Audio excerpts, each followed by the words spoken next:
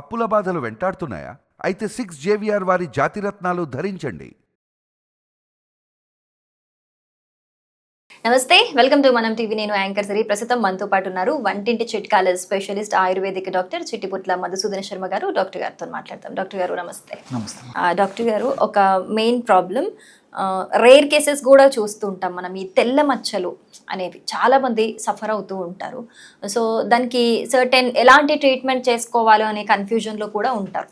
దీనికి అంటే ఏది సేఫ్ ఏది కాదు అనే దాంట్లో కూడా. సో దానికి ఏమైనా ఇంట్లో చిటికెలో చేసుకునేటట్టు వంటింటి చిట్కా ఏమైనా ఉందా? చెప్తానమ్మా, మంచి మంచి చిట్కాలు ఉన్నాయి. గత కొన్ని వీడియోలో కూడా అసలు ఈ వ్యాధి ఎందుకు వస్తుంది, దీనికి కారణాలు ఏంటి, లక్షణాలు ఎలా ఉంటాయి, ఎలాంటి ట్రీట్మెంట్ తీసుకోవాలి, ఇవన్నీ కూడా చెప్పడం జరిగింది. ఇప్పుడు కూడా దీనికి సంబంధించి కొన్ని విషయాలు చెప్పిన తర్వాత మంచి చిట్కా కూడా చెప్తాను చూడండి. ఈ తెల్లమచ్చల వ్యాధిని ల్యూకోడర్మా అనేటువంటి పేరుతో పిలుస్తారమ్మా. ఇంగ్లీష్లో ల్యూకో అంటే తెలుపు అనేటువంటి అర్థం, డర్మా అంటే చర్మం.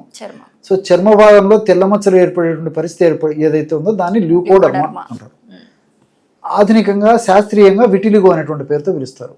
వేలాది సంవత్సరాల క్రితమే మన మహర్షులు వారి వారి ఆయుర్వేద వైద్య గ్రంథాల్లో స్విత్రం అనేటువంటి ఈ యొక్క వ్యాధిని గురించి చక్కగా ప్రస్తావించి చక్కటి చికిత్సా విధానాల గురించి కూడా ఆ రోజే తెలియజేయడం జరిగిందమ్మా.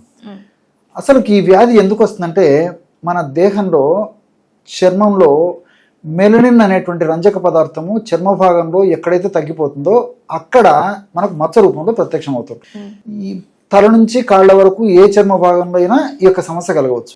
మెలనిన్ అనేటువంటి చర్మానికి రంగునిచ్చేటువంటి ఆ యొక్క పదార్థం తగ్గిపోవడం చేత తెల్ల మచ్చ కలుగుతుంటుంది. దీనివల్ల బాధ ఉండడం కానీ, దురద ఉండడం కానీ, పోటు ఉండడం కానీ, వికారంగా ఉండడం కానీ, అసౌకర్యంగా ఉండడం ఏముండదు. చూసేదానికి అందవికారం స్ప్రెడ్ అవుతుంది అంటారు. అవుతుంది. మరి ఇది జనరల్ గా దీనివల్ల ఇతర ఇబ్బందులు ఉండవు, కానీ అందవికారంగా ఉండడం చేత మరి పూర్తిగా స్ప్రెడ్ అయిపోయేసేసి ఎక్కువ స్థాయిలో వ్యాపించడం కానీ, కొద్దిగా ఉన్నప్పుడు కానీ, అటువంటి ఉన్నప్పుడు ఏంటంటే వాళ్ళు మానసికంగా చాలా కుంగిపోయేటువంటి పరిస్థితి కూడా ఏర్పడుతుందమ్మా. 10 మందిలోకి వెళ్ళాలన్నా, 10 మందితో మాట్లాడాలన్నా, 10 మందిలో ఏదైనా కార్యక్రమాల్లో పాల్గొనాలన్నా సైకలాజికల్గా చాలా డిప్రెస్ అయ్యేటువంటి పరిస్థితి ఏర్పడుతూ ఉంటుంది అనమాట. దీనికి సంబంధించి మంచి రెమెడీ చెప్తాను చూడండి. మనకు దేనికి పనికిరావని చెప్పేసి పారేసేటువంటి అరిటాకులు, అరిటాకుల్లో భోంచేస్తాము. జనరల్గా భోంచేసిన తర్వాత పారేసేస్తుంటాము. లేకపోతే అరటి చెట్టు నుంచి కూడా ఆకులు రాలిపోయి కింద పడిపోతుంటాయి. కాబట్టి జనరల్గా ఎండిపోయినటువంటి అరిటాకులను మనం వాడాం, అంతే కదమ్మా. ఇప్పుడు పచ్చి అరిటాకులు అయితే ఏదైనా భోజనంలో భోంచేసేటప్పుడు ముఖ్యంగా కొన్ని కార్యక్రమాల్లో కానీ, పండుగలు పబ్బాలు కానీ, శుభ కార్యక్రమాల్లో కానీ, లేకపోతే రెగ్యులర్ కానీ అరిటాకులలో భోంచేయడం అనాదిగా సాంప్రదాయం, మన పద్ధతి. కానీ అరిటాకులు ఎండిపోయినట్టు దేనికి వాడడం, పారేసేస్తాం. అరిటాకు ఎండిపోయినటువంటి అరిటాకులను మనం సద్వినియోగం చేసుకున్నప్పటికీ ఈ యొక్క వైట్ ప్యాచెస్ నుంచి బయటపడవచ్చు. చాలా మంది ఆశ్చర్యపోతారు. అరిటాకులు అంటే ఒక రకమైన క్షారం కూడా ఈ మెలనిన్ అనేటువంటి యొక్క చర్మానికి రంగునిచ్చేటువంటి పదార్థాన్ని బాగా ఉత్పత్తి చేస్తుంది. అరిటాకులను ఏం చేయాలంటే బాగా ఎండిపోయిన తర్వాత కాల్ చేసేసి బూడిదలాగా తయారు చేసేయాలి. తెల్లటి బూడిదలాగా తయారు చేయాలి. ఆ విధంగా బూడిదలాగా తయారైనటువంటి దాన్ని చల్లారిన తర్వాత జల్లించేసేసి బాగా తెల్లగా ఉన్నటువంటి ఆ యొక్క పదార్థాన్ని తీసుకొని ఒక 25 గ్రాములు అరిటాకు బూడిద తీసుకోవాలి. రెండవ పదార్థంగా పసుపు కొమ్మలు దంచి తయారు చేసుకున్నటువంటి చూర్ణాన్ని ఒక 25 గ్రాములు తీసుకోవాలి. మూడవ పదార్థంగా బావంచాలు మనకు మార్కెట్లో దొరుకుతాయమ్మా. అంతేకాకుండా ఈ కాస్మెటిక్ ద్రవ్యం కూడా వాడుతుంటారు, చాలా సువాసన భరితంగా ఉంటుంది. సున్నిపిండిలో వాడుతుంటారు, కొన్ని రకాలైనటువంటి హెయిర్ ఆయిల్స్లో వాడుతుంటారు. ఈ విధంగా బావంచాలు అనేక వాటిలో కూడా వాడుతుంటారు అనమాట. బావంచాలు మనకు మార్కెట్లో దొరుకుతాయి. తెచ్చుకొని చూర్ణంలాగా తయారు చేసుకుని ఒక 25 గ్రాములు బావంచాల చూర్ణం తీసుకోవాలి.